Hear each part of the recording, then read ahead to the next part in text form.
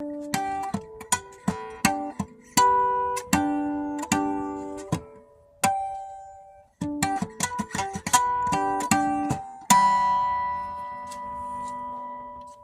cold out here. I don't know how long I can do this. I might have to bring you inside with me. Bring you into my house. I'm gonna play some music, so don't mind me. Don't follow Bass. Don't follow Dr. Bass. Don't follow me. Get out of here. What are you watching me for? I mean, I'm just some nobody worth a popsicle stick and a shoestring. Yes, sir. Yes, ma'am. That's who I am. Who are you? You know about the long con? You know about the long con that's been going on? Do you know about the long con?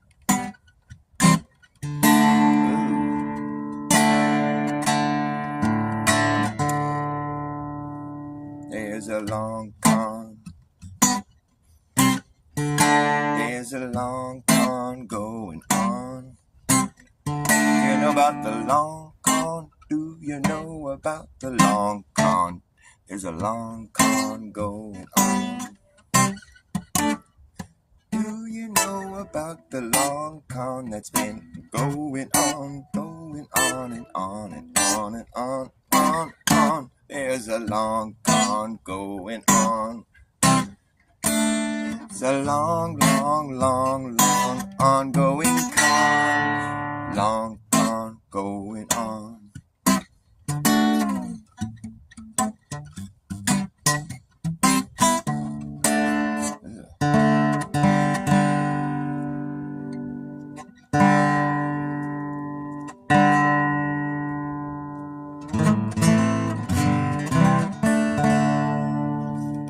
Know about the long con? I can't even play, my fingers are so cold. Do you guys know about the long con that's been going on? There's a long con.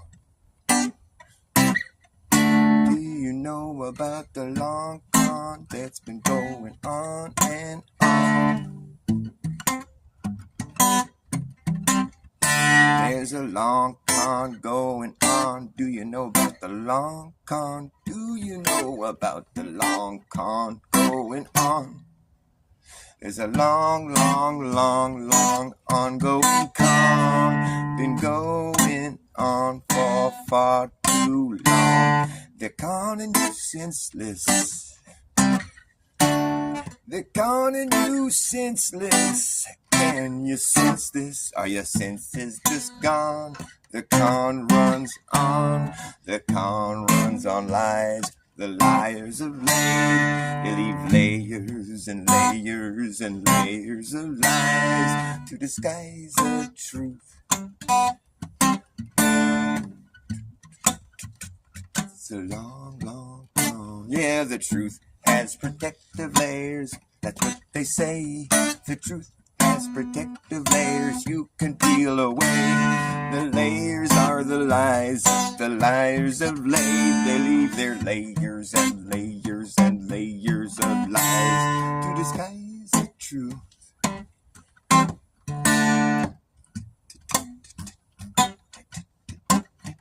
But you can't hide truth from me. To test it, you will see. You can put me through the test. You will see that I'm better than the rest. Yes, that's me. That's who I hope to be. Yes, sir. Yes, ma'am. That's who I am. Who are you? Who are you? Do you know that what you're doing could ruin it for the rest of us? Better step down from the throne or be thrown down from the steps. Yeah, that's what's coming next. If you test it, yes, sir, you guessed it. Ooh, the long con.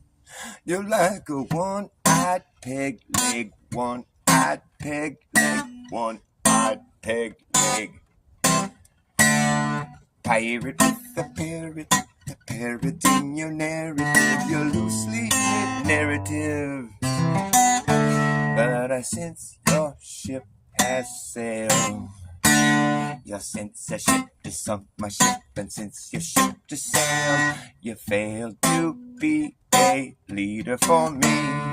What led you to believe that you could be a leader who would lead this way? What led you to believe that you could be a leader who would lead this way? A good leader don't leave you to drown at sea. A good leader won't lead you where you don't want to be. Won't make you eat something that you don't want to swallow. A leader is someone that you want to follow. What led you to believe that you could be a leader who would lead this way? Your brain's wrecked. Said your brain's wrecked. You're trying to cash a rain check to buy a ticket to a train wreck. You better get your brain checked. I expect more from you. You can put me to the test. Oh, yeah. Put me to the test and you will see that I'm better than the rest. Yeah, that's me. That's who I hope to be. Yes, sir. Yes, ma'am. That's who I am. Who are you? Who are you? Do you know that what you're doing could ruin it for the rest of us? You better step down from your throne or be thrown down from the steps. Yeah, that's what's coming next. Yes, sir. Yes, ma'am. That's who I am. Who are you? Do you know that what you're doing's fucking wrong? And it's the long, long, ongoing con. It's been going on and on. The long, long con. It's a long, long, ongoing con. It's been going on and on. It's a long, long, ongoing con. It's been going on and on. There's a long con that's been going on. Do you know about the long con? Do you know about the long con? It's been going on and on. It's a long con.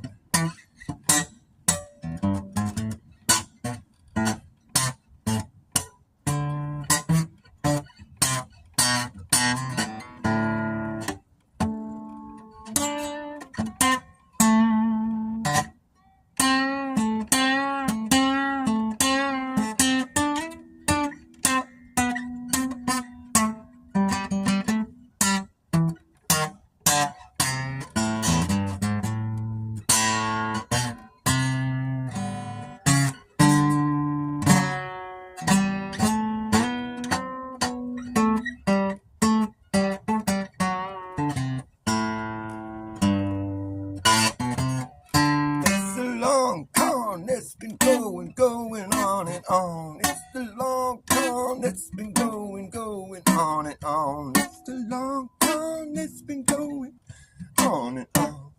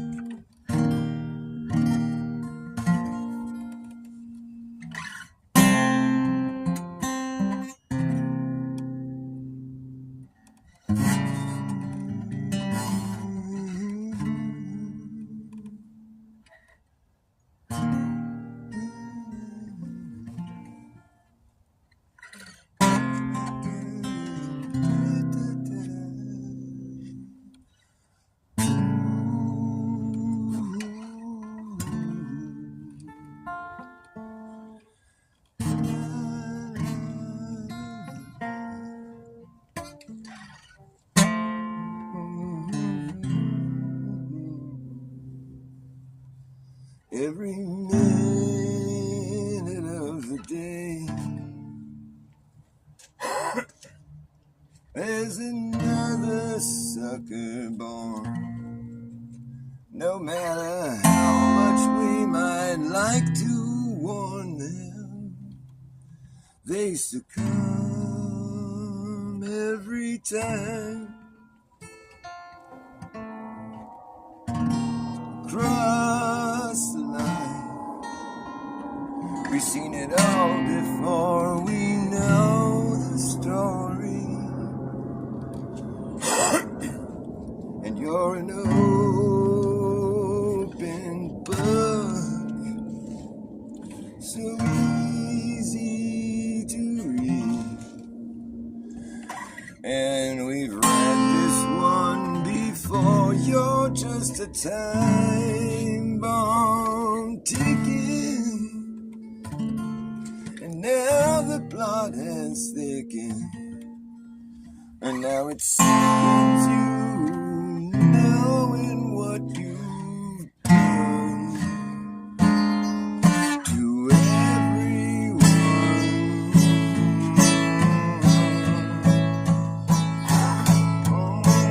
Oh, Satan rhymes with Peyton, and he's baiting that hook, always trying to reel you in. Yes, he's sitting there waiting for you to look, and now you have seen. He's always waiting, yeah.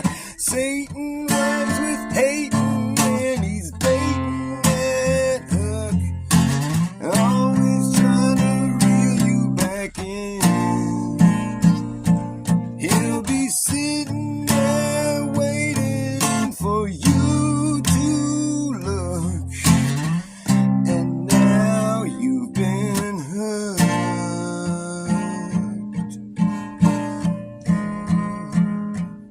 And it's a slippery slope as you slide down alone.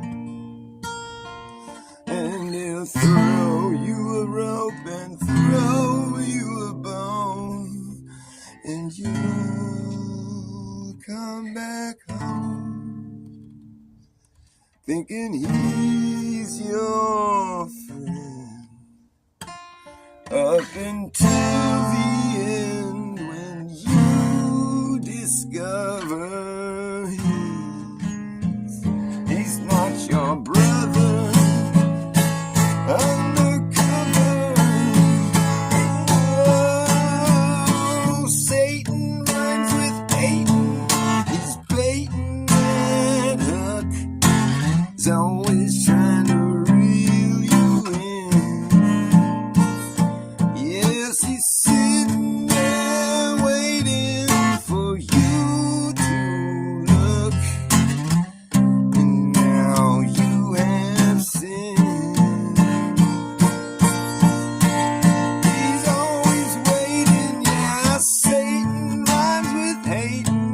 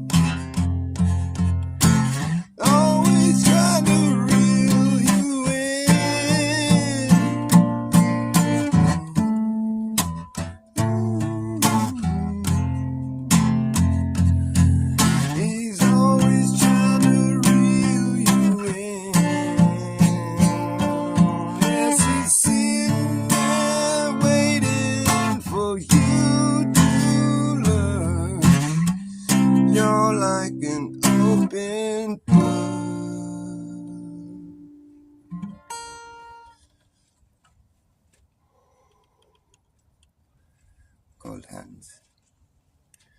It's nice to see you here tonight, Zero. I think I'll play a song for you, Zero. I got a song for you.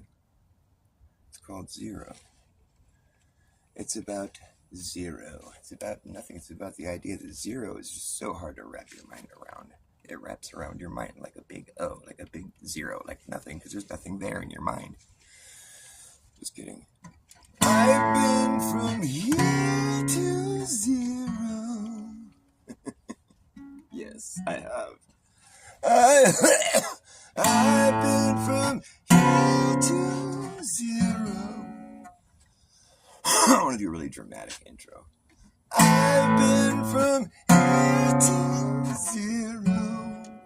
And we're like, I've been from here to zero. But I don't believe it exists. But I don't. I gotta be like really intense, right? But I don't believe. I gotta clear the old windpipes real quick. This song goes out to Zero, my favorite fan, my biggest fan, Zero.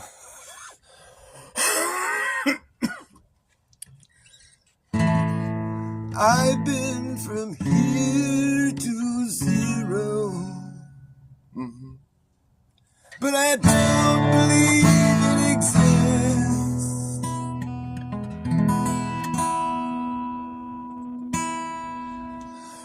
So it's like, I've been from here to zero, but I don't believe it exists. I insist that there's no such thing as nothing. Yeah, but all the same, it would be logical for me to claim and ask why that 2025 years ago we were living in the year zero. Yeah, and that's the year that we were waiting on for so long, as we counted backwards in a long line of negative numbers. In the era of BC, no wait, in the era of BC, we kept track of time in reverse. It was such a curse. We didn't know how long ago we had started. We just knew that we'd end up at zero. Well, I gotta do that over. In the era of BC, we kept track of time in reverse. It was such a curse. And we didn't know how long ago we had started.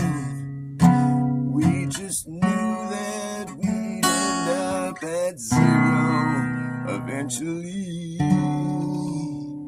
And after a long wait, it felt great to be living in the year zero. You see, we don't know what history really shows, but it's always being superimposed on the present, and we can't ever learn our lesson, and we can't go back to find another way to get right here. It's all these things that have occurred that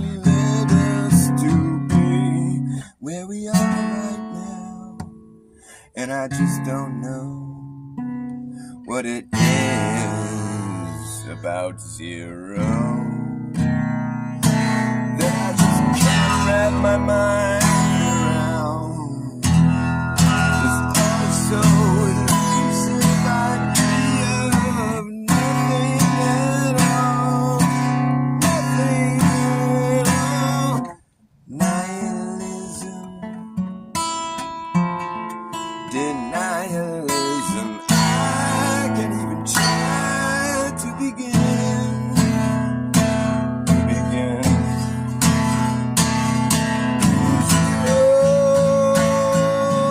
Zeroing in. I feel like it's all been zeroed out, but I'm not going to pout about this, 'cause it's too late now. We've come so far from zero, from zero.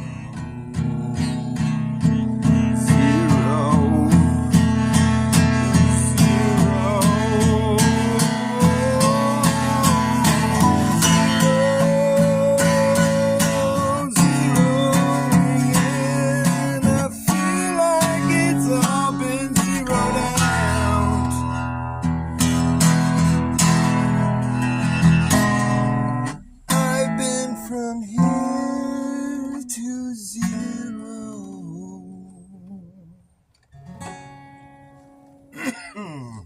But I don't believe it exists.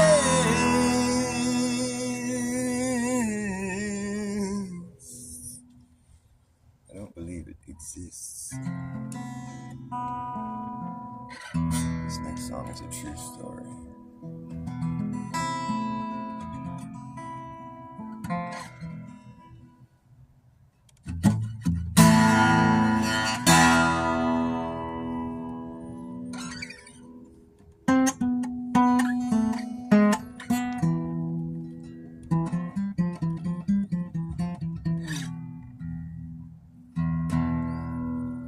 Out here on the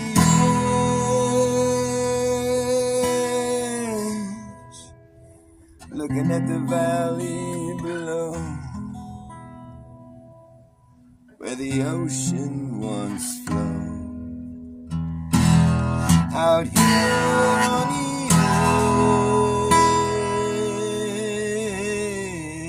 edge, I can see the other side,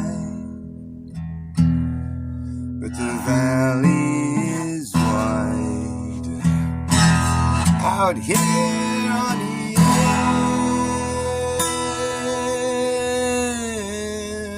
edge, we dangle our legs off of the ledge. Out here on the edge, you better leave before the sun disappears, or you'll never find your way out of here. Out here on the edge, no one in the world has a clue what happened to you. Out here on the edge,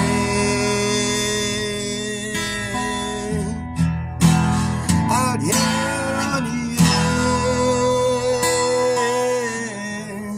edge, it took us almost a day to climb. We didn't know what we were gonna find.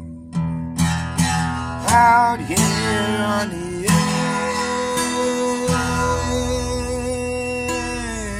edge, you're alone with your thoughts.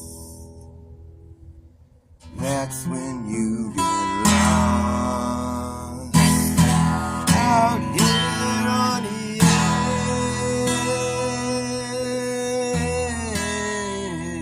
edge, I've seen and heard a lot of things. I've seen people beg, I've heard people scream. Out here on the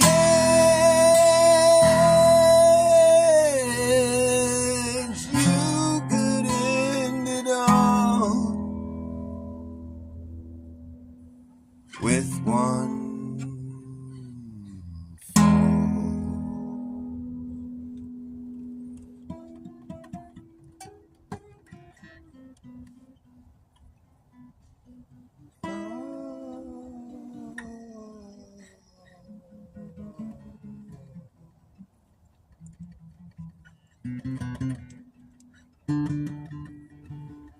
out here on the edge.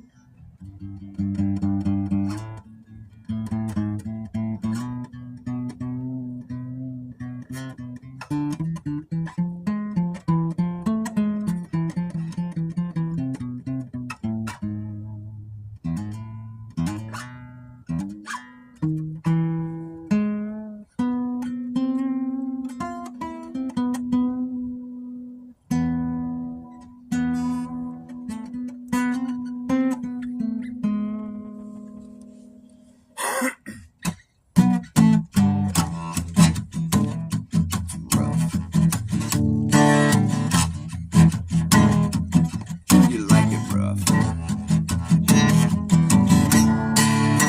You like it rough.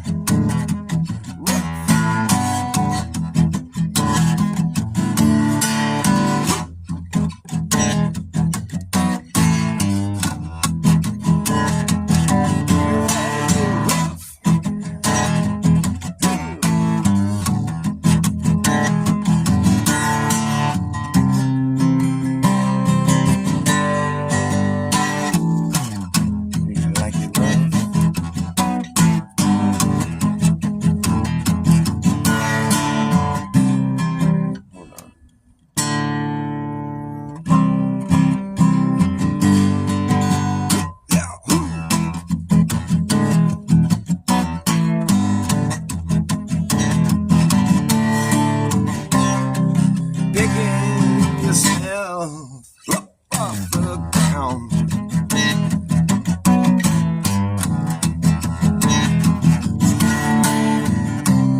You think something's been lost, I think it never really was found.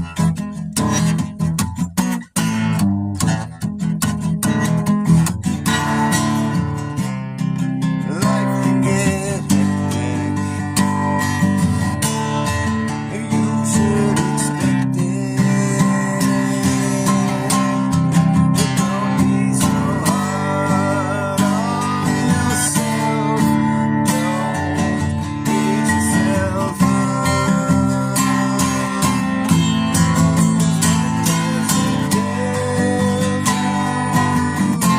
Only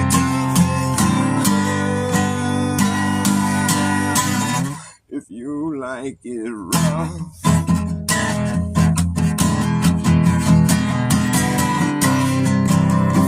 Like it rough, don't like this stuff.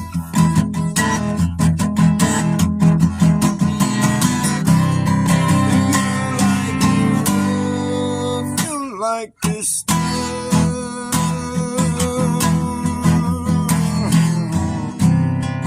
Pull yourself together.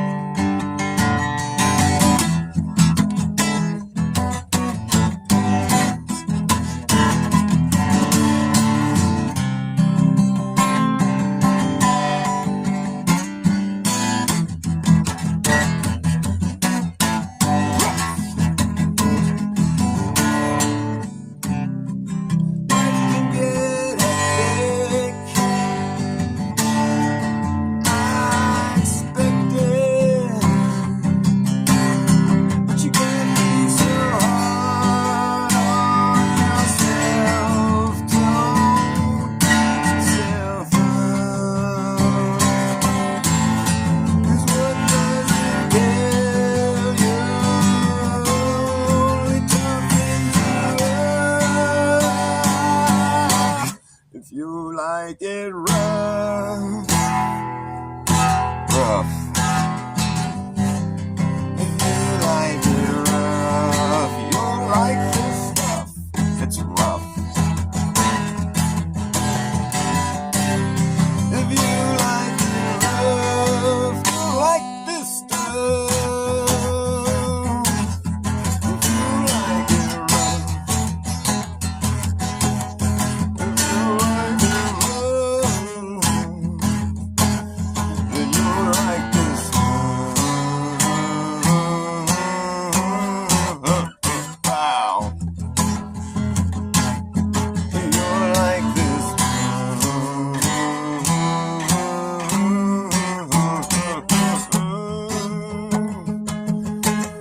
If you like it rough, if you like it rough, then you'll like this.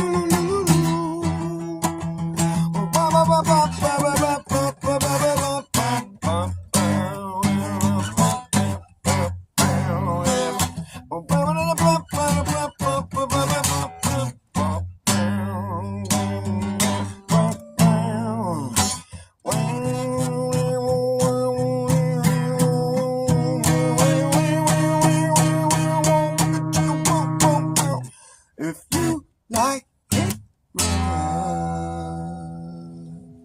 it's rough.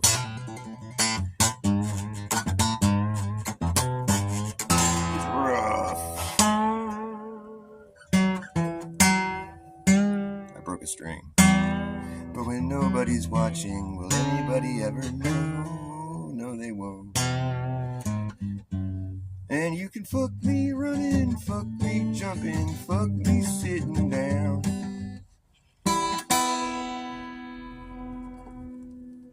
You can fuck me running, fuck me jumping, fuck me sitting down. Fuck me on the highway, fuck me on the low way, fuck me on the ground. You can fuck me however you want, but please don't fuck me up.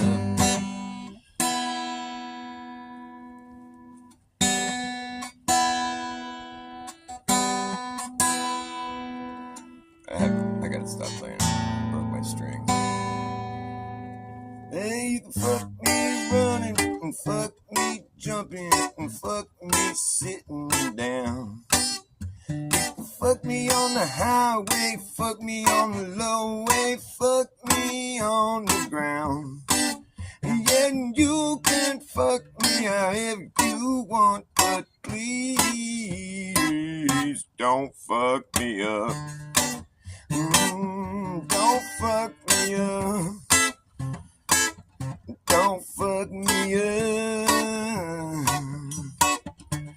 You might not be sober, you might not be drunk, but you're fucked up. You can fuck me running, and fuck me jumping, fuck me sitting down. Fuck me on the highway, fuck me on the low way, fuck me on the ground. You can fuck me however you want, but please don't fuck me up. Don't fuck fuck me up. Don't fuck me up. Well, you might not be sober, you might not be drunk, but you're fucked up. Oh, yeah, that's true. Fuck you. You can fuck me up. Don't fuck me. What's somebody doing in here? Hey. I know TFE is for fucking... That's like last year. That's last year's news. My favorite thing was how Jaron presented his 24-hour son. You know, he gets back. He does his first show on the 24-hour sun he saw on December 24th, 2024. And it was 666th video that he posted. Okay, I'm like, that's fun. That's fun with numbers, you know. It's like, there's 24-hour sun, December 24th, 2024. That's 3 sixes right there. And then it's his 666th video that he posted. It's like, okay, man, it's just like, is that just serendipitous or what? I mean, it's like people are like fucking, people are like totally spiraling, calling him like a fucking shill, a satanic shill or something. And then here he is, is playing right into their number game. And half of mine I just have to say that I don't think it even really meant to do that, but there is part of my mind, because I've been hanging out with so many conspiracy theorists now, where I'm just like fucking thinking stupid shit like this. I'm like, well, you know, if it was fake, they'd probably have one flat earther like who stayed flat after it happened, so he could come and convince us all that it was real. And I'm just like, oh, shut up, stop. I don't even really care. It's not worth spending any more time thinking about. That's for fucking sure. I don't know if that was the intention that everybody had. That's what the result was. And besides, I know Earth is flat for a whole entirely different reason. Well, here's the whole point of my flat Earth. That it's like, I'm not like your average flat earther. I'm willing to accept that the Earth could be a ball. I'm not trying to be all like anti-glober or something. Anytime someone wants to fucking get all in my face about how I think the Earth is flat, I'm like, yeah, dude, I get it. I mean, it might not, it could be a ball. I agree, because the model is designed in such a way to where what we're experiencing could be exactly that. And they very carefully modeled it. I mean, it's like, you're not going to go anywhere on Earth where the globe model doesn't match what you're experiencing as far as like the sky is concerned, you know. It's modeled off the sky. Obviously, I mean, that's the only thing we have to model off of, you know. It's like down here on the ground, I mean, we wouldn't know any better, you know, but we model off the sky, and it's because we can tell, like, wherever we're at on Earth, the sky's doing something different. We have a different perspective on it, so that's how we make our model. And it, you know, it works. There's some problems with it as far as just like the theory of all of it's concerned. Like, you can't really test the theory of gravity with a scientific method, so you just kind of have to accept it as being like a permanent theory, which it could be true, but we don't have any way of knowing that, really. I mean, we know the rate of fall, 9.8 meters squared per second, but we can't isolate the cause of the gravity and manipulate the variables and stuff like you would have to do if you're going to do a scientific method approach to this science that we're talking about. How are you going to isolate the sun or whatever it is you think is causing the gravity to happen? Or to not happen, or whatever it is, you know. But it's like, you can't really run the scientific method on it. That's the only, you know, like, issue I take with calling it a fact. It's like, sure, it could be true, and you kind of need it to be true if we're living on the outside of a ball.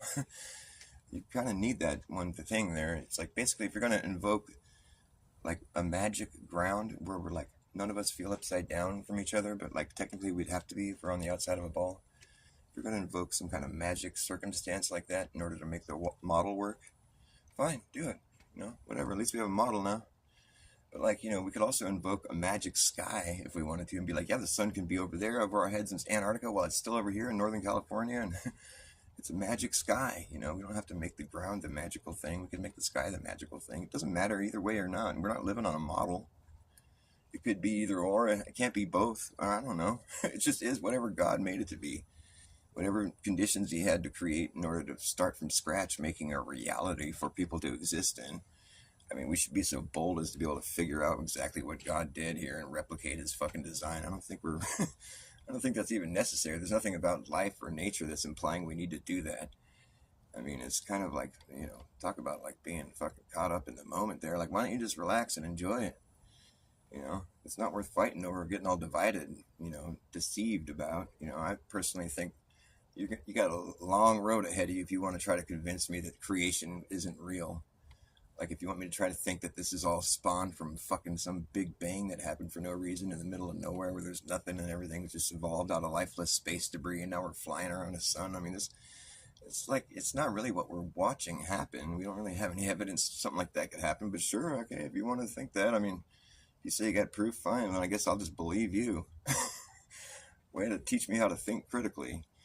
Or I could just choose to believe whatever the fuck I want, because it's really to no avail. You could teach me all the fucking space, fucking earth curvature and motion and all this shit.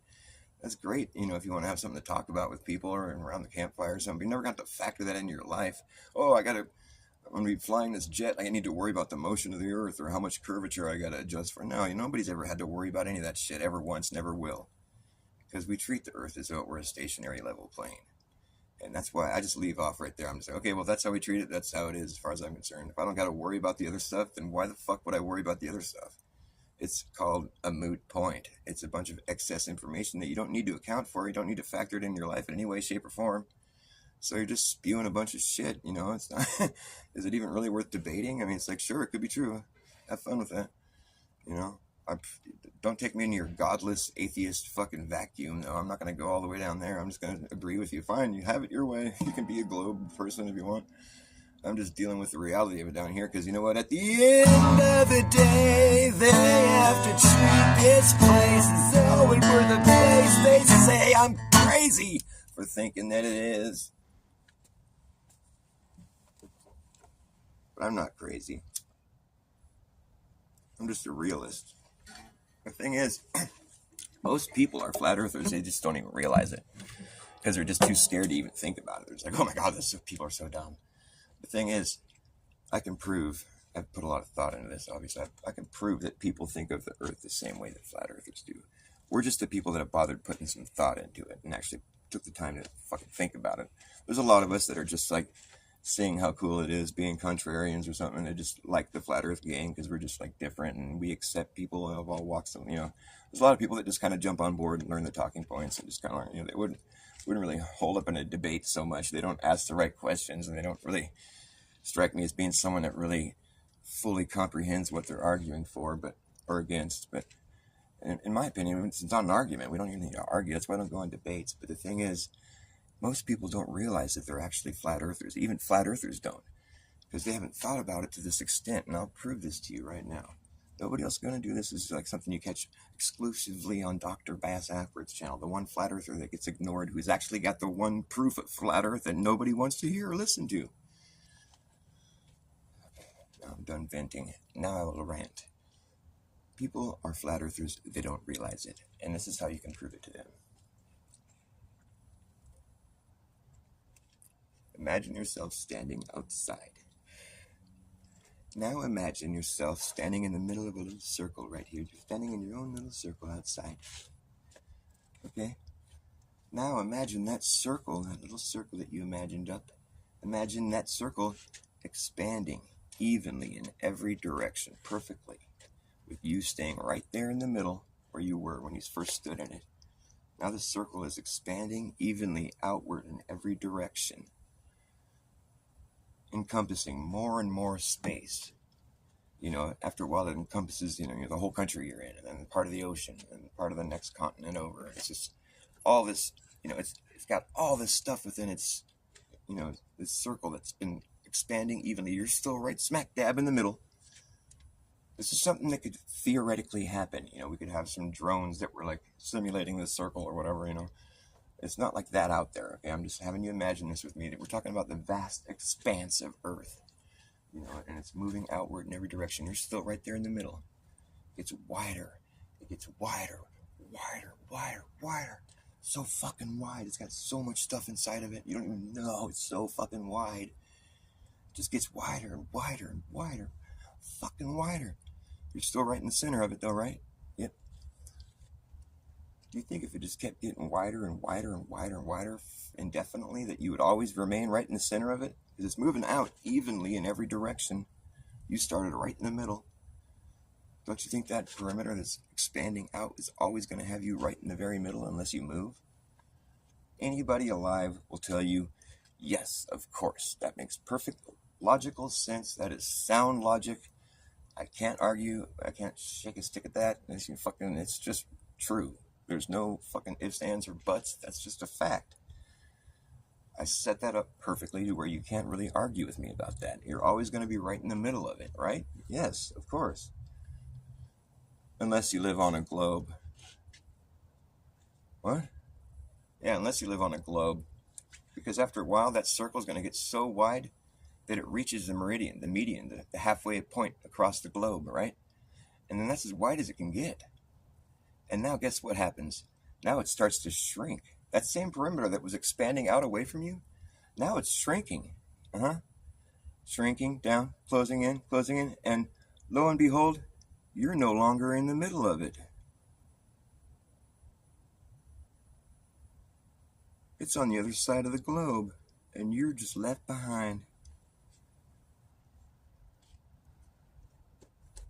Well, you don't think it makes sense? Sorry, man. Reality doesn't have to make sense to you. It's just true whether you believe it or not.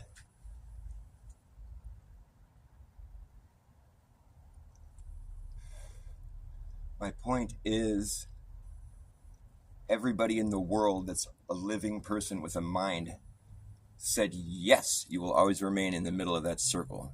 They answered my question with a positive, confident yes. And everybody alive was wrong. If we live on a globe. It's my opinion that everyone alive was correct because we don't live on a globe. How do you like my logic? I think it's sound. So therefore, we can deduce from that everyone alive is a flat earther at heart. They just don't realize it. So be nice to your globers. Treat them with respect. Treat Jaron with respect. He's probably closer to being a real flat earther than anybody. But he's just caught up in this social thing, you know, or maybe he's like a Fed or something. I don't think so, but if he is, he's really well acted out. Like he's playing the role of a plant, of like a agent really well. He's doing pretty good. I mean, because if you consider the job that he had, I mean, that's a pretty hard job to pull off, and he pulled it off pretty well. I mean, he didn't fool us, right? But still, he did pretty well. I think he deserves props for that. If he's an agent. I always leave that if in there because personally I don't think it doesn't strike me as, but I hang out with paranoid people, so what do you expect? I mean, I'm not going to accuse him of being an agent. I maybe would joke with him about it, you know, that's about as far as I go with it. I'm not going to be rude to somebody. And he helped me realize a lot of things that are true, so I can't be mad at him. Or wits it, I don't care if he vaped. You know? It's like, obviously he vaped, and obviously he's lying about it because he's caught with his fucking dick in his hand, and he's embarrassed. He doesn't know what the fuck to do. Poor guy, I feel sorry for him. And if anybody alive would think to create such a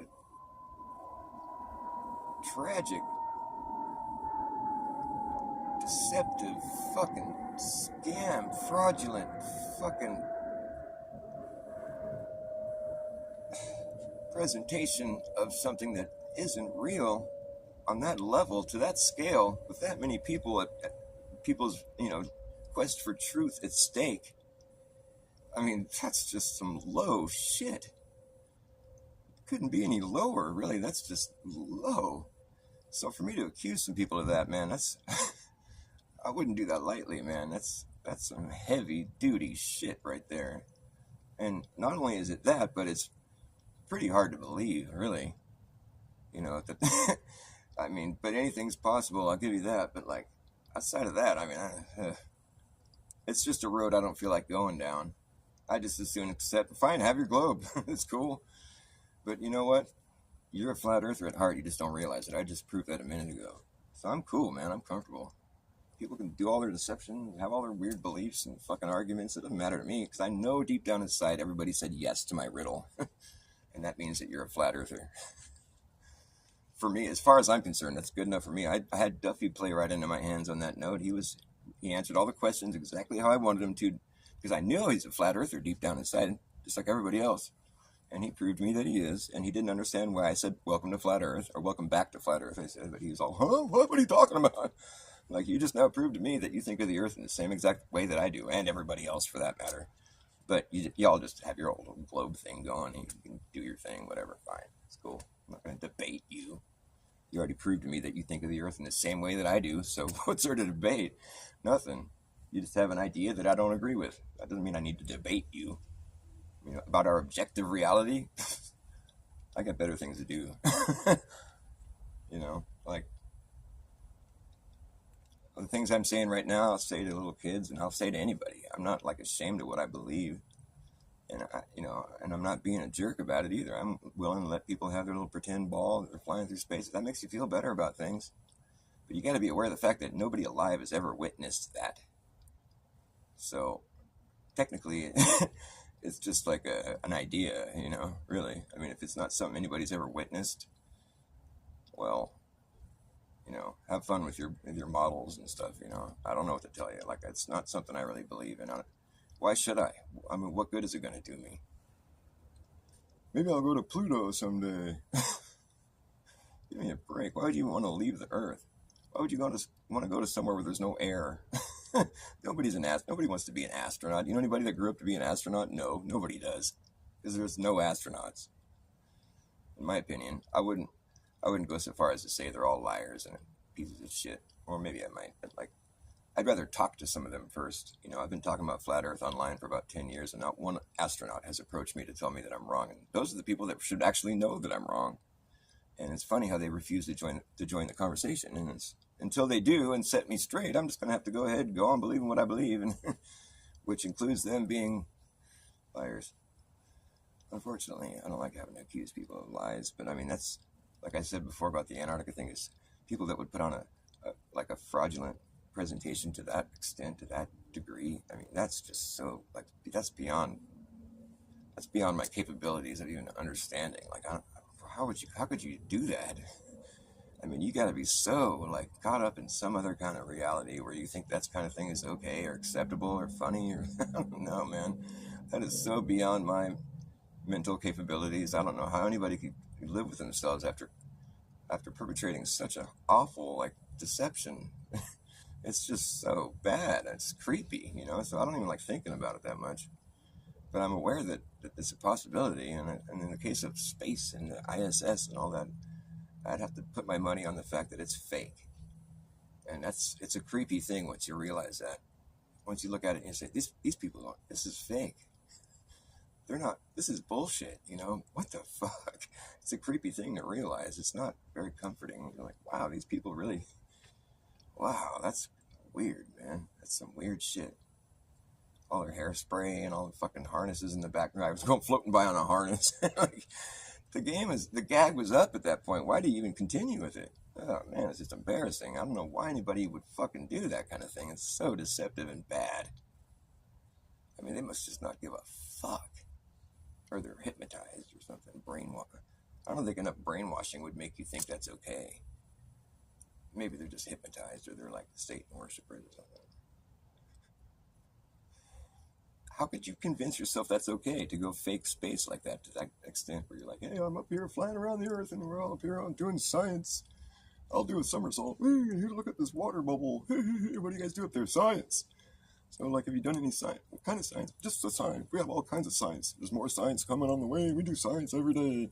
Look out the window. Oh, we can't look out the window right now. We're just standing here in space on the International Space Station. Do a somersault. We do a backflip. That's not a somersault. Oh. Lands all weird. Getting his hands out of the course. It's all trying to play it off yeah. That's how I move. That's my style. I just go like this. The guy's in his headpiece. He's like, why did you do that? I had to get out of the wires. Oh, fuck. Well, now you just gotta, that's your new style. You gotta act like that from now on. Oh, this is my new style. I go like this. I go like that. I'm in space. I do somersault. I go like this. I got a style. My new strut. chick's like, look at my hair, look. And she does a flip. Her hair is all like static, all like it's not moving anywhere. And it's like, that's not gravity, chick. That's just an ugly hairdo.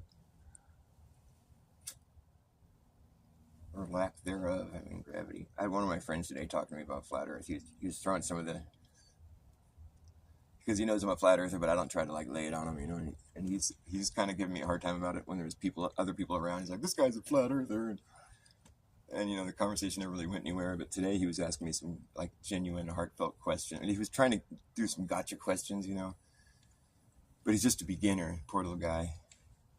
I didn't show him that he's actually a flat earther yet. I haven't gone there yet. I didn't prove to him that he's a flat earther. I haven't gone that far yet. I'm letting him kind of stick his toes in, you know, get wet. Stick your toes in. What about eclipses? I'm like, well, what about that one eclipse where the sun's still in the sky and you can see the lunar eclipse happening with the shadow approaching from the top down while the sun's visible? Yeah, the globe model does explain that with some kind of explanation. They have to address it. It's called the impossible eclipse, though, if that tells you anything. Because technically, it really, I mean, if that's our shadow, how is the sun still visible? And why is it approaching from the top? I mean, you got to do a few mental gymnastics to believe that. So why don't we put that one to bed for now? And then he starts asking about, well, if gravity can bend space and time, that means it can bend light. So that's why you're seeing too far. I'm like, well, that's pretty clever. Give you some props. I haven't had people pull that one on me too often, but I'm just like, yeah, either that or it's either that unprovable theory, the unfalsifiable idea of yours, or Earth is flat. It's one or the other. I don't have to worry about falsifying fucking objective reality, but if you want to come up with some other ideas, go ahead. And like, so he kept asking me questions, you know, and he was like, what was another one he asked me? He was like, take it easy, cats. Jeez.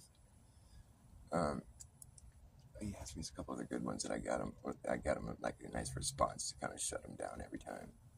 There was something else he was asking me about. Oh yeah, what was it? Darn it, it was something that was good too, because I remember shutting him up pretty good. Oh man, I wish you could remember what it was. It's like those rookie questions you ask, you know, that I haven't had anybody ask me in a while. It's kind of fun. What was it? Oh yeah, he was talking about. That's what it was. It was the rookie question. He was like, well, why wouldn't you think the Earth is a ball? We see the moon is a ball and the sun is a ball. I mean, you know, I'm just like, that's such an easy one. I'm just like, come on, man, you gotta ask better questions than that. I'm like, so like from down here on the ground, all we've ever seen is the sun and the moon going by and the stars and stuff. At what point in time should we have assumed that because we see these things go by and they're like balls, that we're actually a ball? He's like, well, we like if we're like floating out there in space. I'm like, what gives you the idea that we're floating? And he started thinking about it. I could see the wheels turning in his head. And he's like, I'm like, we don't. I'm like, the Earth is stationary, man. It's stable. Like, I mean, right?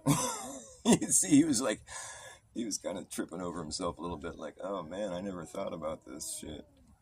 I'm like, I'm just a realist, man. I'm not really. You can call me a flat earther if you want. I'm down. But right now, actually, I'm not even really so much down with that because I just feel like the flat earthers are kind of like bugging me a little bit. I mean, not all of them. The ones that don't bug me, no, they don't bug me. I'm talking about the people that were like talking to Duffy today. Oh God, that was so embarrassing. I was like, why don't you only have one piece of evidence that's actually worth addressing? I'm sorry to be that blunt. And here it is. It's that dude Chico Mate from Brazil.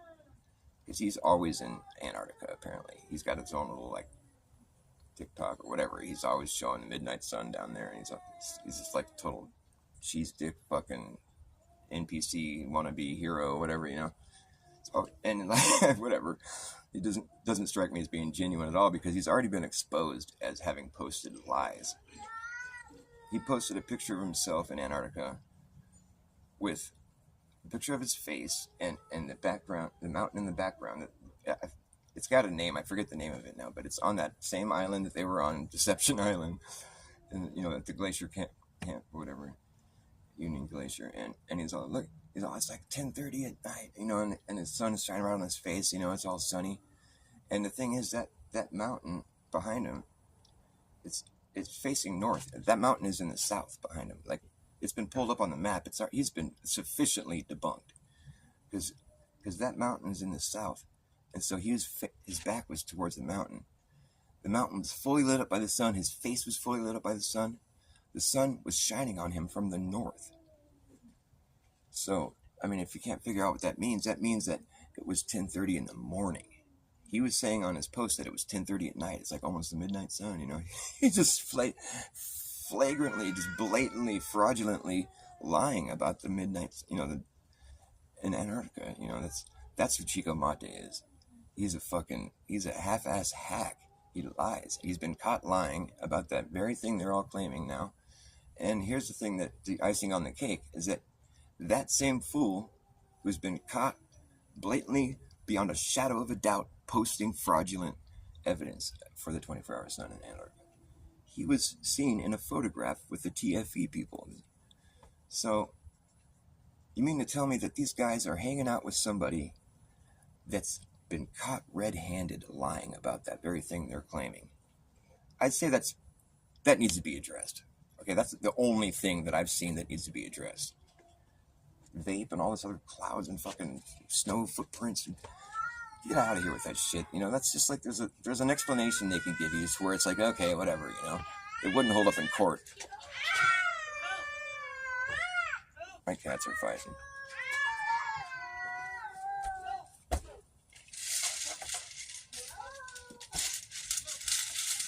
Knock it off, cat. We'll leave him that way. It's fine. We'll go that way. Thank you, honey. I love you.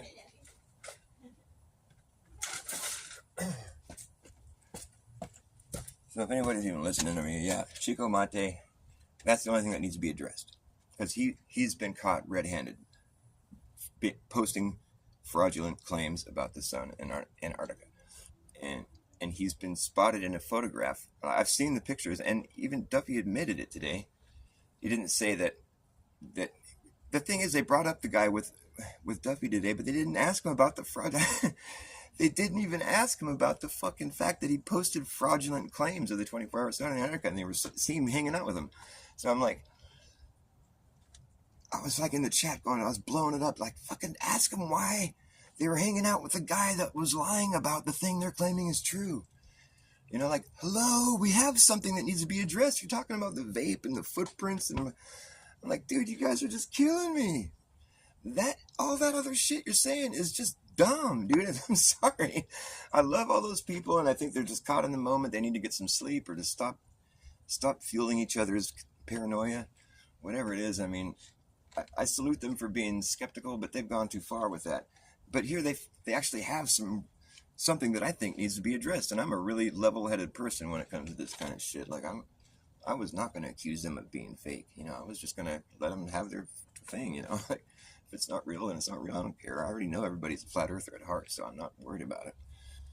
The thing is, this dude was down there, Chico Mate, has been caught lying, and like there's no way it wouldn't hold up in court what he posted as being, like he would, it definitely wouldn't hold up in court. His claim would have been shut down. He would have been, you know, found to be fraudulent.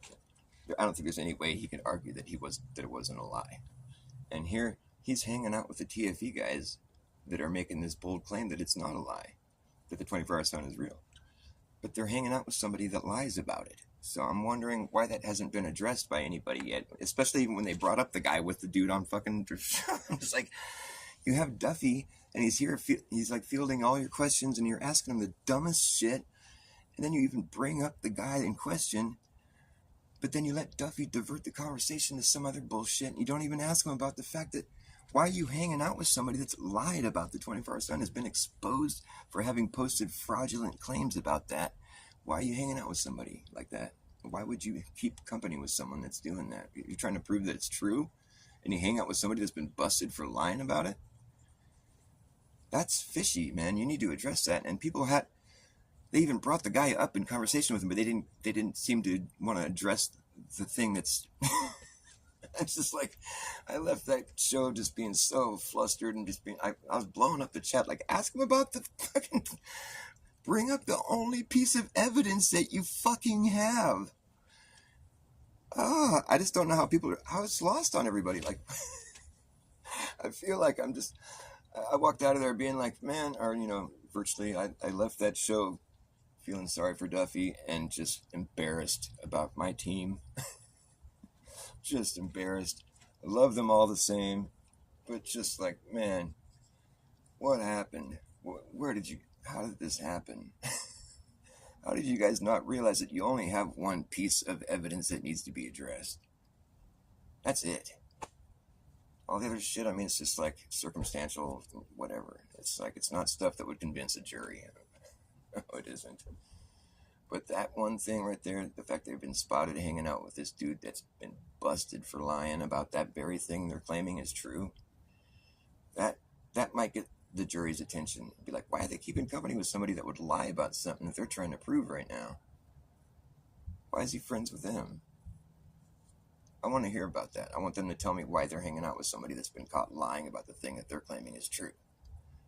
Let's hear more about that. I think any jury alive would say that. If they're trying to be fair and honest about what the case being presented to them is, the case of this fraudulent, these flat earthers are bringing this case forward in the court of fairness, and I think any jury alive would want to know about that Chico Monte. Why is this guy? Because his claim can be debunked really easily, and it's been posted for the whole world to see. So it's like, this guy's a fraud. Why are you hanging out with him? You're trying to prove this thing is true. This guy's been busted by the truth community, like flat out, beyond a shadow of a doubt, been busted for lying about the very thing you're trying to say is true. Why are you keeping company with this guy? That's not a good look. Any jury alive would ask that question if they're trying to be fair. And that's the only evidence they got as far as like something that's actually worthy of like that kind of thing where it's like, wait, what? And I'd go so far as to say, like, I have a really hard time accepting the whole thing as being true, knowing that they're keeping company with someone that would lie about something like that.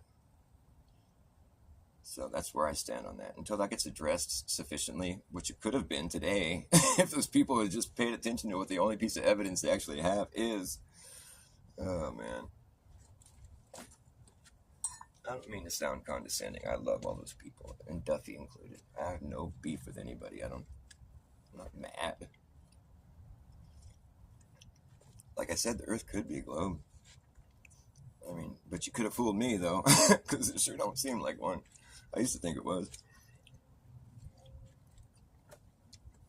You did fool me. That's the thing, but you wouldn't have fooled me if you'd tried to tell me that when I was a grown adult. See, when you're a little kid, it's so easy to take advantage of a young person's mind. Put these ideas in their head that they're on a fucking huge ball. Live on the outside of a ball that's spinning. That's why you have night and day. And it's suspended in emptiness and a vacuum of space, orbiting around the sun. That's why you have seasons and the years. And then, not to mention, we're just chasing the sun through. We're in this galaxy and the whole thing's moving, and it's like all this motion and all this shit that we see in the sky is just like all this haphazard fucking space, fucking rocks and stars exploding, all this crazy shit and comets and and it's like that's all the stuff we witness up there, and we're just like flying through space. Get everybody believing this story, and like it sounds cool to a kid. Rockets and going to Mars, go to the moon. And people went to the moon, but you grow up and you find out that moon shit, man. That stinks. You're gonna go sit in a tin can with two other dudes, fucking blast off the Earth and that fucking Saturn V. That shit was, that looked gnarly. I would never want to get on top of some kind of shit like that. But say you did and you went to the moon. You'd have to leave the Earth's atmosphere. That means you have to go 17,000 plus miles per hour. Wow. How could somebody go that fast? You know how fast a speeding bullet is? A speeding bullet's like 1,000 something miles per hour, I think. And you know how fast that is? It's fucking fast. Like when someone shoots a bullet, it's like, you don't see it. It's that fast. You might see a little rift in, but like it's not like you can see it. It's going that fast. Okay, now they're going 17, 18 times that fast with people in. That's okay. Whatever, dude. And they're like filming it, How do you film something that's going 18 times as fast as a speeding bullet? Well, it's bigger. Whatever, dude. I already have a hard time believing this story, but okay. Now you'll leave the atmosphere. Now you're orbiting the Earth. And now you got a slingshot off Earth's gravity. And how do you go about doing something like that? It seems pretty grandiose. How do you slingshot off the entire Earth's gravity? How do you maneuver that one? I guess there's not a whole lot of practice involved because it's just like you just get there and do it. So they did it. They slingshot it off the gravity, and now they're going towards the moon. It's pretty simplified technique. I guess maybe that's what they did. We're going to slingshot off our Earth's gravity. And they're on their way to the moon. 3 days go by, sitting in the same spot. I read that they even reached 25,000 miles per hour along that trip. 3 days, 25. 3 days, okay? There's no toilets. There's no refrigerator. There's no stoves. There's no running water. You better hope you brought enough air. Because there's no air out there where they're flying through. You better hope you have enough air for the trip. You're 3 days into it. I hope we don't run out of air. Do we still have 3 days worth of air to get back home? Okay, we're going to go down to the moon. There's no air down there either. We're going to bring some air with us in our limb, this tinfoil craft. Okay. So that thing drops out of the spaceship. Now they're leaving the ship they've been in for 3 days where their air is. And they got some other smaller ship inside that ship. Right? And they drop out of that thing. We're going down. They're orbiting the moon now, right? So they drop out of that thing. Mind you, this is something they could have never practiced before, okay? They drop out of that thing. We're falling down to the moon. Okay, we got enough air in this thing. Yeah, we got enough air, I think. You know, it's the walls are not very thick. Like one of the guys said we could drop a screwdriver and it would fall through the thing. It's like the thickness of like 3 sheets of fucking tinfoil or some shit.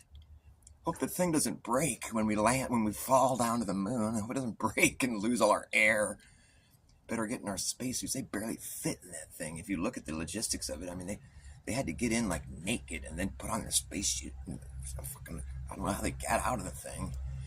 The point is, it was fucking cramped. And it was like 1960s technology. And they get down to the moon with their air that they have inside this limb, put on their bulky ass spacesuits that they could have never once tested in the conditions that they claim to be going out into. Because according to mainstream science, we cannot recreate the same conditions that are supposedly on the moon. Here on Earth, we cannot create a vacuum that is anywhere near what they say the vacuum of space is. So, they were wearing spacesuits that could have never been tested in a condition that resembles the condition that's even resembling the condition that they were about to step out of their limb into. Mind you, when they opened the limb up to get out, now that thing is depressurized, so there's no air in there anymore. They got the air on their backs and their suits that have never been tested in the conditions that they're about to step out into. They open their ship, all that air is gone now. Now they're just relying on these spacesuits that they've never once tested in the conditions that they're about to live on TV. Okay. Does the story sound crazy yet? Okay, we're not even halfway through. So they get out on the moon now. Their spacesuits are working, okay, so they're happy. Well, by the way, they never showed any sign of nervousness in their way. The eagle has landed. They're all poetic, like one step for mankind. Not even remotely concerned or nervous about the air. Because you got to breathe, you got to think about that. So, like, I think Buzz took a leak or something. But I imagine he had to keep his dick inside his spacesuit, right? You don't want to depressurize in the vacuum of space. Do you realize what that means? If your spacesuit fails, the one that you never tested ever once, and that's your only supply of air because your limb just was opened up, so you'd have to repressurize the thing. And if your spacesuit fails, do you understand what kind of death that would be? The moon apparently reaches temperatures of 250 degrees Fahrenheit and negative 200. Okay, so that spacesuit is your lifeline. So they're all jolly, running around, jumping. Like, if that spacesuit fails, by the way, they should be like a Stay Puft Marshmallow Man. Or just, they're pressurized, right? This is some NASA science. It's like some good science. Mind you, they never really showed you how that worked. I mean, they just kind of said, well, there's a spacesuit. They never really gave you a demonstration of an astronaut testing it in a vacuum chamber on Earth. Fuck, no, they didn't. So now they're on space. They're running around, playing, having fun, right? Woo! They get out their dune buggy, they're riding around. It's a different mission, but I'm just kind of like summarizing the missions, The They got the doom buggy. They're hitting some golf balls. They brought some golf clubs up there, you know. It's limited space, but you know we got to hit a golf ball on the moon. I mean, right? So they got their golf balls. They're hitting golf balls and riding their golf cart around and put the flag in the ground. Might as well treat it like a fucking golf course. You know, they call the fucking president on the phone. He's talking their ear off. You know, yeah, just carry on. He's like telling some the brave and the glorious and they're playing them glorious music and you know, and it's carries on for about 20 minutes. You know, it's like he's talking their ear off. You know, and it's like they're on the moon. It's like Nixon doesn't once, you know. We can't wait for you to come back home and return the brave men that you are. La, la, la, la. He's never like, I better let you go, though, because you only got so much air, right? Your air, you know. None of the videos do I ever once remember seeing or hearing anything mentioned about how much air is left. And so that's just not a concern. They don't think about it. They don't look at their air gauges and, hey, we better get back to the limb and repressurize with whatever air that the limb, I guess the limb is just going to generate some more air when they get back in there. Just turn on the air. They brought enough air. So they, you know, eventually they got off the phone with Nixon and fucking, woo, we're like heroes. But we still have to get home, right? We're being watched live on TV on the moon. And, you know, 237,000 miles away from home. Mind you, they tell you there's not that much distance on the Earth. Like, we don't know anything about that kind of distance. So they're 250,000 miles away on the moon, and they're doom buggies and their little spacesuits that they never tested once on Earth because they can't recreate the same conditions as the moon. But it works out. I'm glad it worked out because they would have died on live TV right there in a horrible, agonizing death. I'm glad that didn't happen. They get back in their limb after talking to Nixon and playing at the golf course and shit. They fucking get out of their spacesuits, repressurize and whatever, you know. I think they took a nap or something, you know, because it's just like kicking it, having a picnic on the moon, you know. Fucking wake up on the moon and in the limb. Then they had to put their spacesuits back on, you know, do a spacewalk, moonwalk. Had to get some rocks, gather up some rocks and dust from the moon. Bring that shit on back and all the dust. It's like, isn't there supposed to be like hardly any gravity? I mean, why does the dust even stick to the ground? Why is there dust? Anyways, they get back in their limb and they're like fucking, hey, blast off 10-9er, fucking T-minus NASA. And they fucking blast off, but you know, they're in the vacuum of space. You can't make flames. There's no air. Don't ask me how the thrusters work when there's no flames. But they worked, okay? And it shot them off the space moon. Fucking whoosh, and they go up. They must have done it just perfect time. They hit the button right at the right time so we can rendezvous with the orbiter. Because there's this dude that's been circling the moon the whole time he's up there. Yeah, he's seen the dark side of the moon like a dozen times. He must have seen a lot of space. He must have seen a lot. He was up there just orbiting the moon the whole time. He saw the dark side of the moon. The only guy that's ever seen it. Wow, so rad. I can't wait to hear what he saw. So they get up there and they meet the orbiter. There's perfect rendezvous. Mind you, this is a maneuver that's never once been practiced. They probably tried to simulate it or pretend they're, you know, but you can't recreate the conditions that maneuver would have had to have been executed in here on Earth. So they were winging it. You know, they did it perfectly because they're just heroes. And so they managed to do the rendezvous perfectly because they know how to operate those things. I mean, the simulation was so good. So, I mean, they knew how it was probably going to be. And even though they never could practice it in real life, they just were professionals at it the first time they did it. And so they rendezvous and they get back in their spaceship, right? Well, we got the moon dust and rocks and stuff. We had a good time. We called Nixon up, you know. We never ran out of air or nothing. How's your air doing? We got plenty of air. We got 3 days to go still. Hope we don't run out of air yet. Okay, now they're like orbiting the moon still, and they're like, well, we better slingshot off the moon's gravity so we can get back home to Earth, that little blue dot out there and nothing. Okay, so let's fucking slingshot. All right, we pull the slingshot, hit the slingshot button, and send it back to the Earth. And, you know, as a day goes by, another half a day goes by. All right, oh, what about the cameras? We better get the cameras off the outside of the spaceship, because when we're going back into the atmosphere, really hot and everything just incinerates. This just lava, just fire, consumed in fire. That's how things, when they enter our atmosphere from space, just incinerated, gone. So we better get our cameras off the outside of the spaceship before we go back in, because they'll be incinerated and we'll lose all our valuable pictures that we took. Why did you put them on the outside of the spaceship? So we could do a spacewalk. So they get on their spacewalk outside of the ship. Whoa, got Got the camera and stuff. Okay, come back inside. Repressurize, close the fucking hatch. And we got plenty of air, right? We got air to spare. They got the cameras. They got back inside. Whew, that was close. Glad we got those cameras. All right, we're getting back to the atmosphere. So if the cameras would have gotten incinerated, what about us? Oh. Well, guess what? NASA thought ahead. They made a fancy dancy heat shield. The heat shield is the one thing that won't incinerate. And so they were safe, and they made it back into the atmosphere. Wow, it got kind of hot, though. But then the parachutes opened right on time. Oh, hey.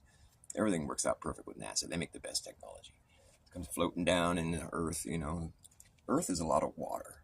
They say 80% of the ocean has never been explored. That's a lot of fucking water, right? So they landed in water. Probably where you would have landed if it's mostly water. Mostly unexplored water. But they knew right where they were, and they went and scooped them out of the drink. Hey, look at the heroes! Look, they pulled them out of the water. They must have gotten back from the moon. Yay, heroes! They're so heroic. It probably smelled like shit. And so they pulled them out of their fucking little pod after all that excitement. And they never once got nervous, not once. They're like, yay, we're heroes. They got to give these guys a couple of days to decompress, because that's a lot of fucking risky maneuvers they pulled. And those guys are brave. They made it back unscathed. It's just beautiful. That's perfect execution, live on TV. Never ran out of air, not once. Everything was perfect. Spacewalks, moonwalks, fucking everything was great. Blast off the Earth, Saturn V, and it's fucking fiery. Slingshotting off of gravity, and fucking even got the cameras, and nothing went wrong. Nobody got hurt. Nobody died. Nothing bad happened. Perfect execution of the moon landing and return home. Yes, I even called the president from the moon. Not once did we get nervous. We knew we could do it. It was no problem. Get these guys a couple of days to decompress, get them back up in front of the press, and now, fuck you, now they're stressed. Now they look all scared and fucking nervous. Now they don't look so happy at all. They should have just stayed on the moon where they were content and just in such a great mood. And now they're just all worried and fucking, they look like they just hit your neighbor's dog and they don't know what to do. They don't know how to break the news to you. Can you tell your neighbor that we feel really bad? I don't remember seeing any stars. The one guy that saw the dark side of the moon, I was so excited to hear his account of what he saw over there. I've always wondered. I don't remember seeing shit. Just black space. Dude, that's all you got for me, man? You don't remember seeing any stars? Well, Neil, tell us about the moon. Well, our adventures on and around the moon, they were rather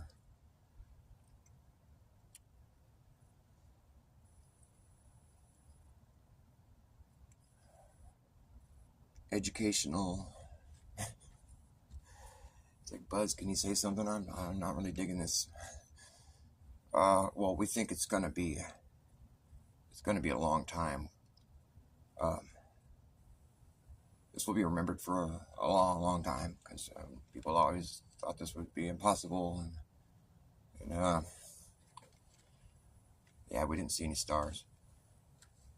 Didn't see any stars in space. No.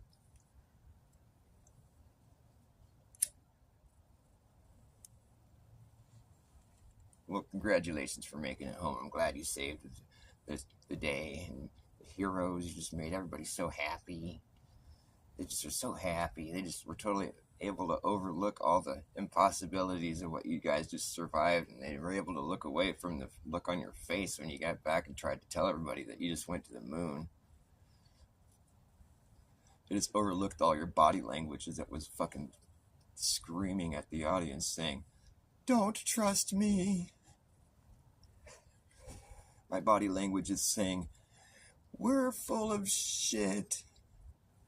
We're lying to you on a level that's never been done before. We're pioneers.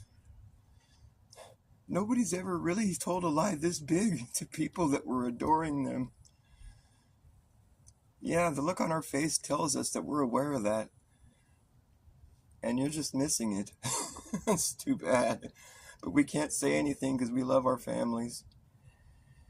We'll just tell you about our adventures on and around the moon. Sounds kind of vague. On and around, and we didn't see any stars for the when we were looking through the solar corona. Give me a break, dude. Then they went like another 7 or 8 times, 6 times or something. They just kept doing it. You know, they just were like, wow, that was great. We could do that so good. We're so good at things. We just do it again. It's unstoppable. Unstoppable. They just did it like 5 or 6 more times. Let's put as many people up there as we can. Get these Apollo. We got all these things built. Let's get them all up there. Get one more. Come on. Another. Apollo 9, 12, 13, 14. 13 was the bad luck one, of course, because that's just unlucky number 13, right? That was the one that didn't land. Oh, we better come back home. Okay. Oh, no. So scary. Something did go wrong. So they landed on the moon a bunch of times. By the last time, you know what? People here in America and just on Earth in general, you know, like the first moon landing was just, wow, the whole world, wow. Oh, then the second one, whoa, it again. You know, the third one, oh, wow. The fourth one, hello.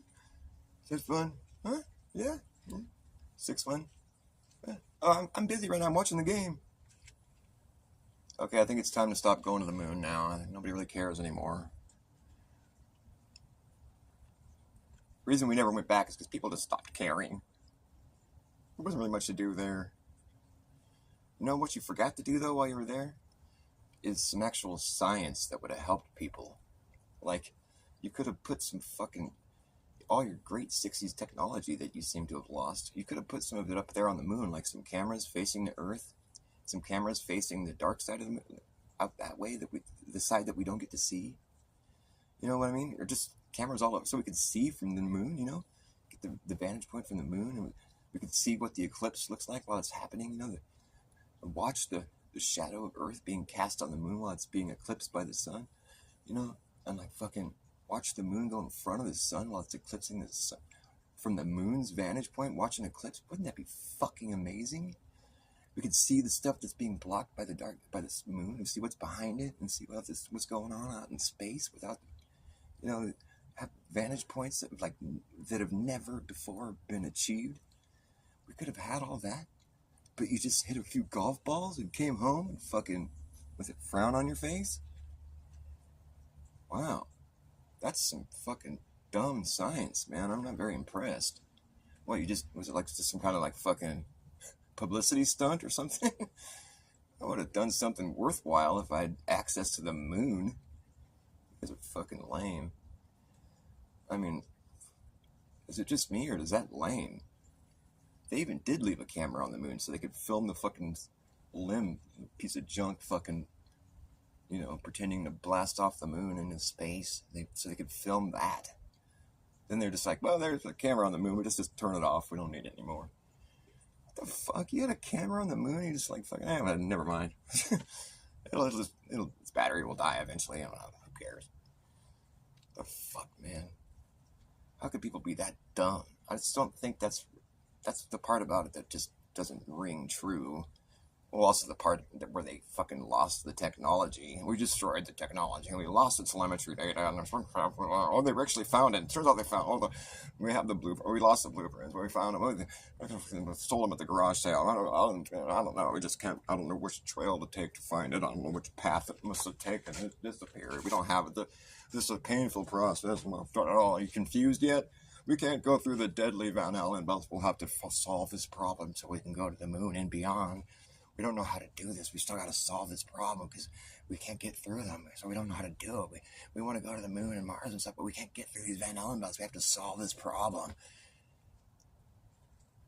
And you're saying that after you went to the moon.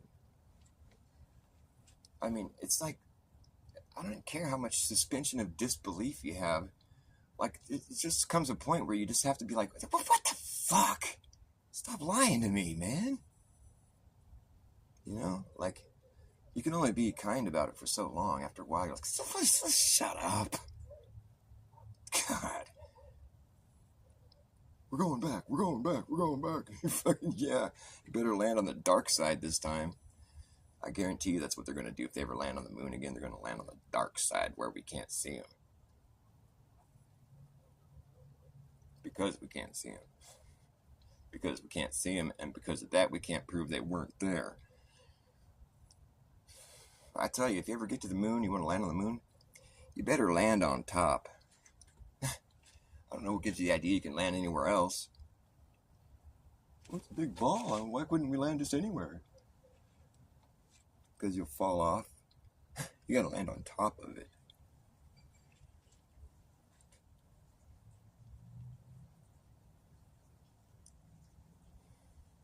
I think the moon is a dead sun. I think it used to be a sun.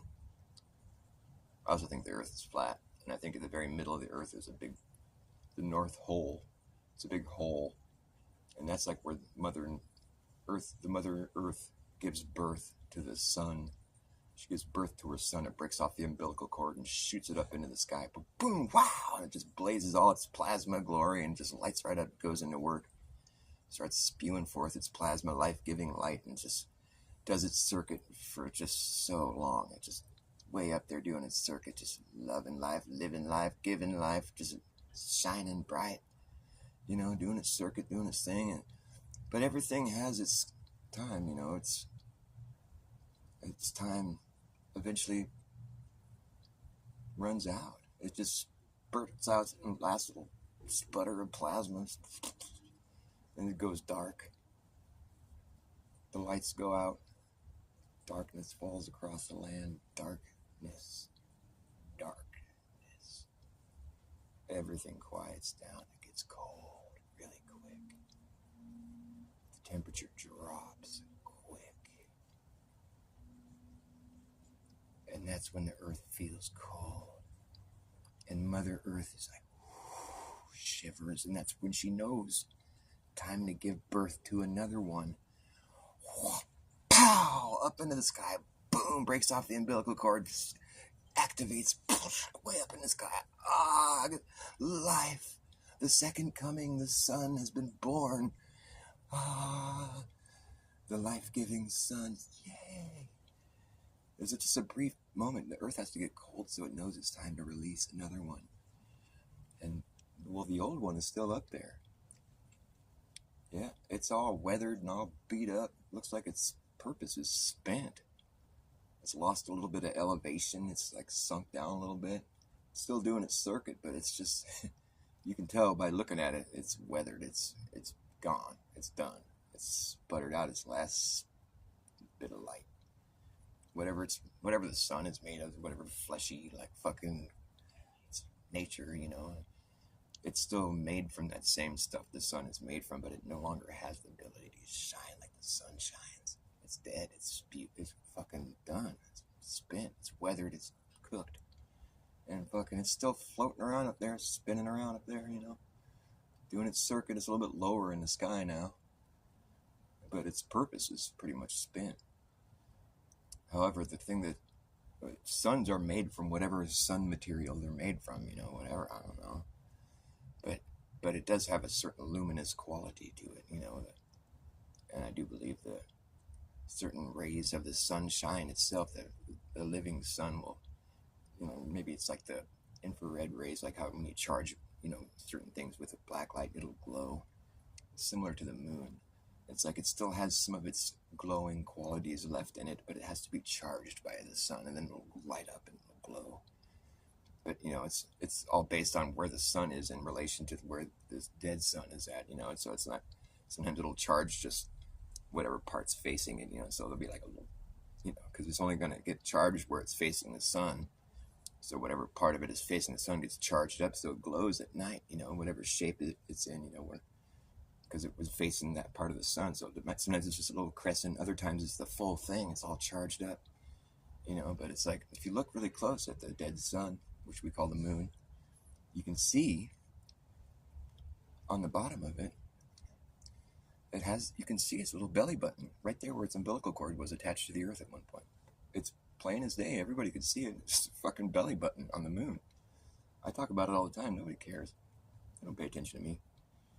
But it's right there for you to see. They say those craters on the moon are from impacts.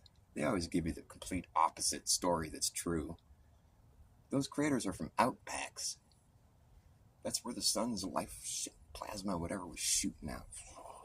It's just a spent, weathered old sun. Ain't no other reason for that thing to be there. Why would that thing be there? It doesn't really suit much of a purpose, but we factor it into our clock because it's still on a circuit, it's like, so now we have subdivisions of the day, we can of the month, or we have the moons, we have these, we can factor it into our cycle. Anything that's spinning around up there gets factored into the calendar. That's how we keep track of time. So, I imagine at a certain point, that moon will eventually sink all the way down to the ground. And that's when there'll be massive upheaval and cataclysmic type of shit happening. It's probably where a lot of the gouges in the ocean, why we have, deep oceans, is probably where a lot of the gouges on Earth might have come from in the past. And when the dead sun finally reaches the ground, skids out and just causes massive cataclysm. Just beyond imagination. Just fucking incredible. And, falls apart, whatever, just dilapidates, just collapses all over the place, causes fucking, and then whatever's left from it after, the cycle of nature continues. I mean, there might be a big mountain or some crazy looking half dome looking mountain, but it puts a big gouge, and so the water fills in. It's a big deep ocean. It's just part of the landscape, nature continues and sort of adjusts and continues. I mean, we got a new sun, so it's like anytime the sun dies out, a new one pops out. Usually by the time the new one is dead, the other one is about ready to crash in. The dead one. We usually never have more than one dead sun floating around up there because suns last for so long, I imagine by the time this sun is about to die out, that other dead sun probably would have already crashed into the earth. Because it lasts that long, I mean, you can tell that it's lost some elevation after it loses its burning qualities, its life-giving. It sinks down, it's gradual, but it does. It's just ever so gradual. It's so gradual we can't even really, we can't really tell, but eventually it will become pretty obvious. Maybe another couple thousand years from now, the moon will be getting dangerously low. The moon that's the dead sun, people might have figured that out at that point. They might be like, well, the dead sun is almost about to hit an Earth, and they're going to be all with all their technology and all their abilities to that. Then there'll be some moon landings, that's when people will actually be able to study the thing, and they'll probably figure out that it's a dead sun.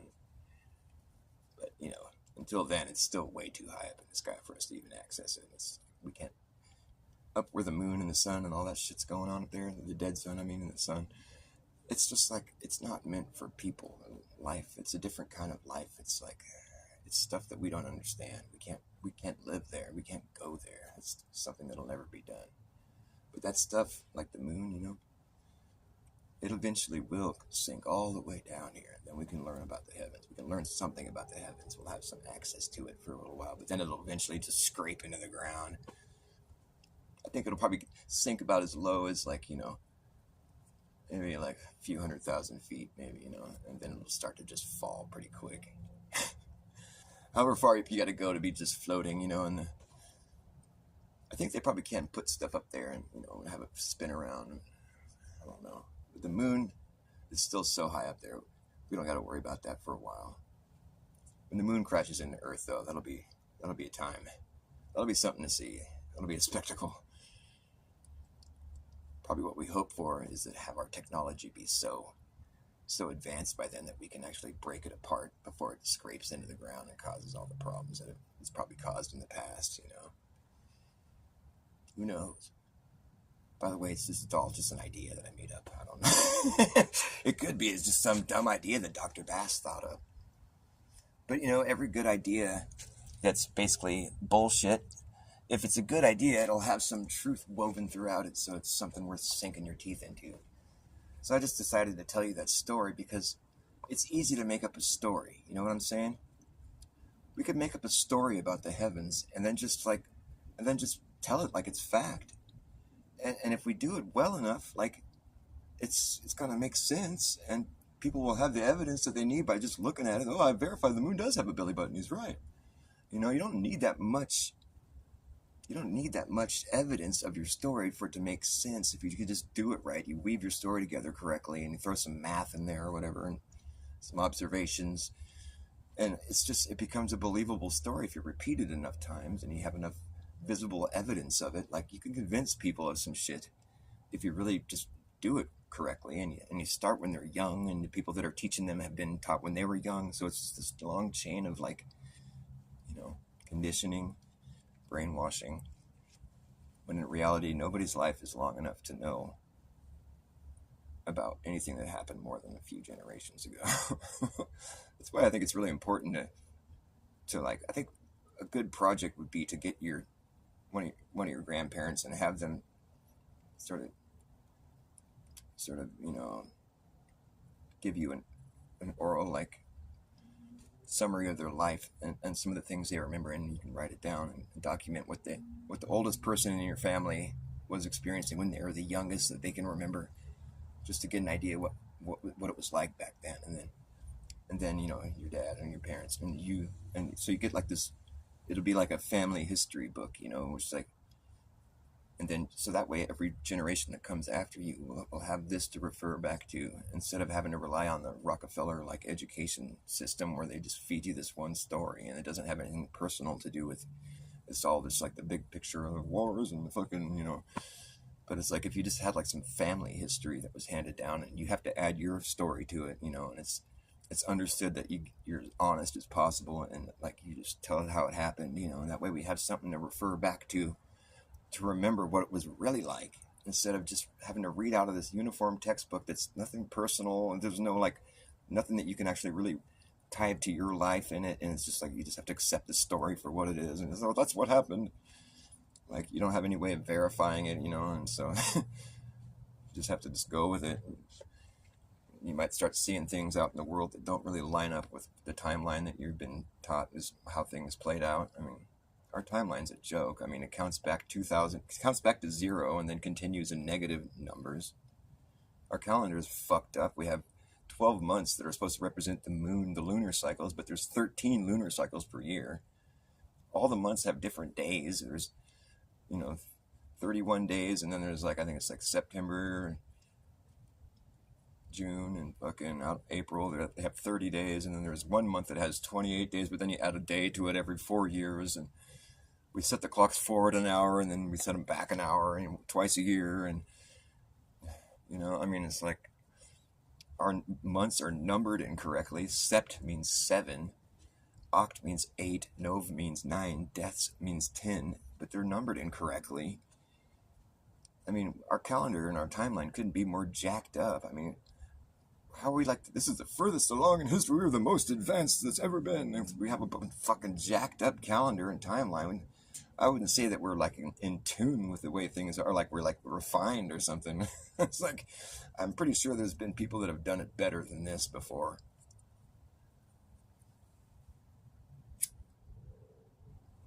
No offense to anybody that likes the timeline. I mean, if you feel like attached to it, or if you like those months being numbered incorrectly, and you don't ever remember how many days it is per month, or like, does this month have 31 days or 30 or 28, or you don't mind having to set your clock forward an hour and an hour back, and on. Well, that's cool, then fine, just carry on. I think it's silly. I think it's quite silly. The middle of the winter is the beginning of the year. January 1st, it's like the middle of the winter. Yeah, we're starting a new year in the middle of the winter. It's like, fuck, no, the year is just now ending. It's not ended yet, though. I mean, the year starts when green pops out. It's spring. I'm sure it's spring somewhere in the world. To have the whole world on one calendar, it seems kind of counterintuitive, because the seasons are happening at different times all over the year, all over the earth, I mean.